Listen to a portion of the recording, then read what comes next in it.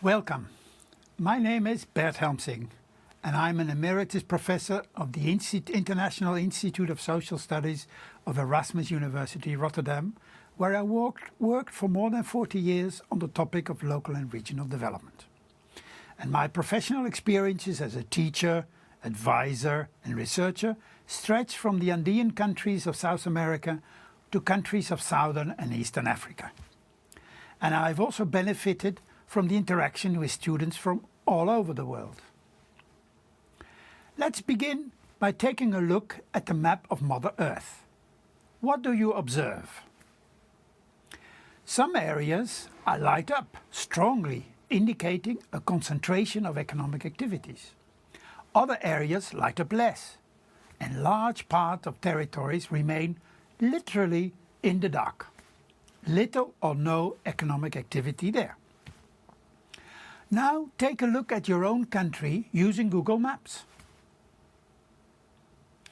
You will observe considerable geographical variation in the concentration of economic activity as evidenced by roads and built-up areas. This indicates that economic development and growth does not take place everywhere. This leads us to one question. Why does economic development take place in some areas and not in others?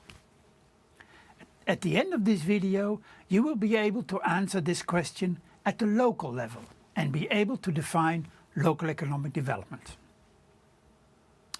My view of local economic development has been strongly influenced by what I saw happening in many countries following structure adjustment in the early 1980s. International organizations like the World Bank and the IMF were willing to provide structure adjustment loans, but on one condition, that governments would roll back their direct interventionist controls over markets and production. Their main message was less government and more market. Reforms focused on reducing government, and markets were expected to emerge spontaneously. However, for a long time, the private sector investment response to structure adjustment was not forthcoming. But why?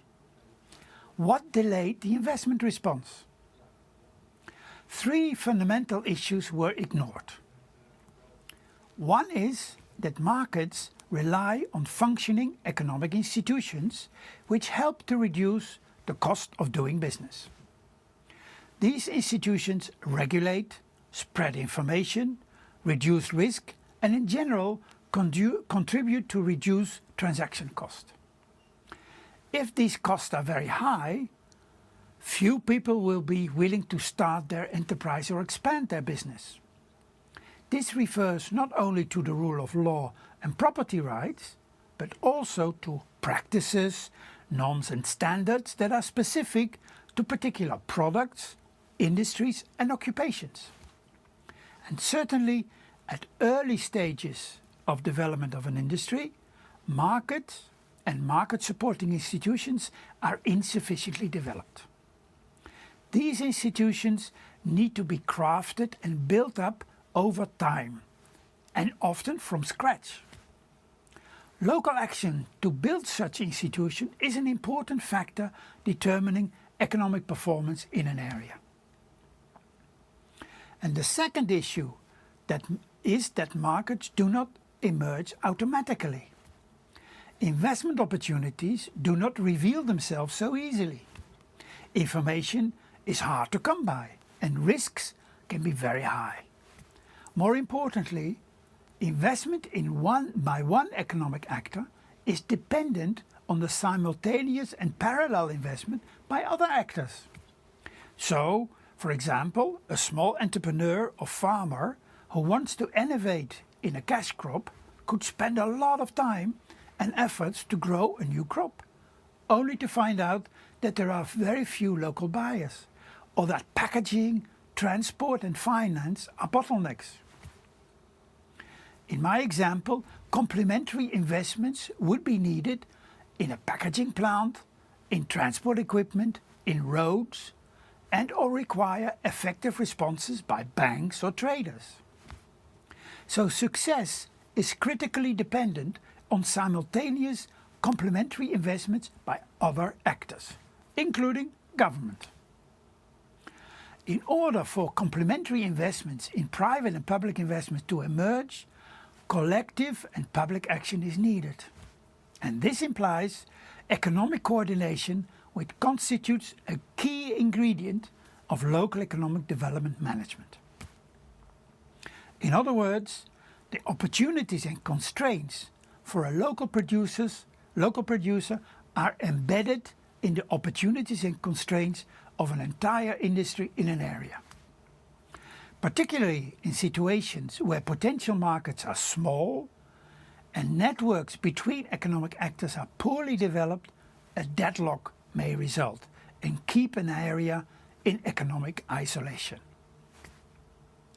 The third issue is that even if markets exist, they do not necessarily allocate resources efficiently.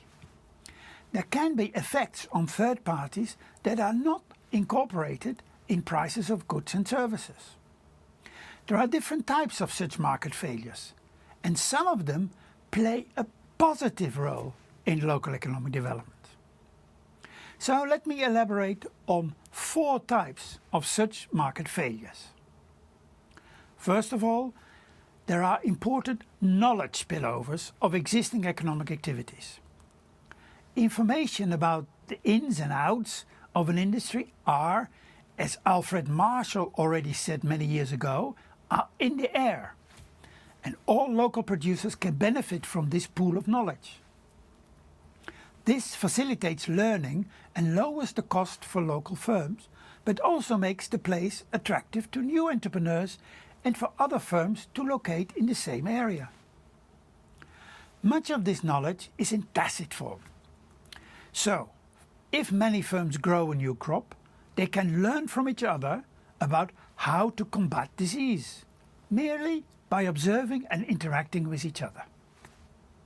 Second are network externalities. These facilitate information exchange and coordination between economic actors, just as in the related and support services in the example I gave earlier. The farmer knows who can provide particular inputs and services. And these network externalities often require locational proximity, closeness. Their presence is also a powerful factor that attracts other firms to the area. Conversely, the paucity of these network externalities will deter firms and people to converge on an area. The third type of externality emerges from entrepreneurial failure. Entrepreneurial failure is a private loss, but many others can learn from this and avoid making the same mistakes. This raises the probability of success of their own startup or investment decisions. And lastly, the converse is also true. The external effects arising from entrepreneurial success.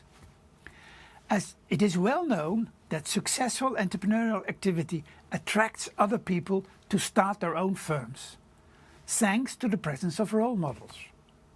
But furthermore, other economic actors, like banks, universities and investors, have then also experience in dealing with startups. And when all these factors come together in an area, they can give a powerful boost to economic performance of a particular area. And this helps to explain why certain areas light up on the Google Maps while others remain in the dark. But there is also a powerful non-economic factor. Many people have an emotional attachment to or interest in the place where they have been born or where their ancestors lived. This cannot be reduced to simply sunk cost of a house or a piece of land. It also refers to the social networks and to the local ties that bind, as well as to the norms, values and local practices and customs that structure one's life. This attachment also provides a motivation to enhance the living conditions in an area for the benefit of future generations. Both these considerations emphasize that individual actors belong to a community and have community collective interests at heart.